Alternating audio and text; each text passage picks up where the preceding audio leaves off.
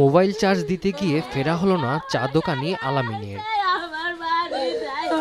বৃহস্পতিবার রাতে গোপালগঞ্জের সদর উপজেলার চরপাথালিয়া এলাকায় আলামিন মোবাইল চার্জ দেওয়ার জন্য পাশের গ্যারেজে যায়। এ সময় গ্যারেজের কর্মচারী আল রাফি চার্জার দিতে অস্বীকৃতি জানালে দুজনের মধ্যে কথা কাটাকাটি হয়। এক পর্যায়ে ক্ষিপ্ত হয়ে আলামিনকে কুপিয়ে জখম করা হয়। গুরুতর আহত অবস্থায় তাকে উদ্ধার করে হাসপাতালে নেওয়া হলে মৃত ঘোষণা করেন চিকিৎসক। শুক্রবার ভোরে অভিযুক্ত আল রাফিকে গ্রেফতার করে পুলিশ। আমার পোলা মাইরা গেছে, আর কি উঠবো, কোপ দিয়ে মাইরা লাইছে। চাকুরাঘাতটা এই জায়গায়, আর তারপরে হাতের এই জায়গাটা ডান সাইডে এই জায়গাটা কামড় আছে।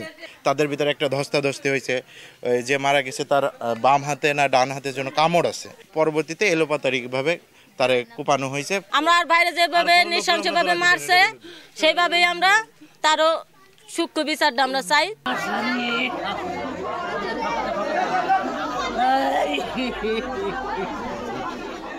অন্যদিকে নওগাঁ সদরের রওদাতুল হাফিজিয়া কোরআন মাদ্রাসার বারান্দা থেকে আব্দুর রহিম নামে এক শিক্ষার্থীর মরদেহ উদ্ধার করেছে পুলিশ।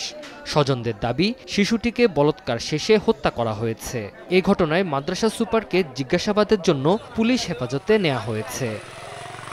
তানজিল হাসনাত, সময় সংবাদ।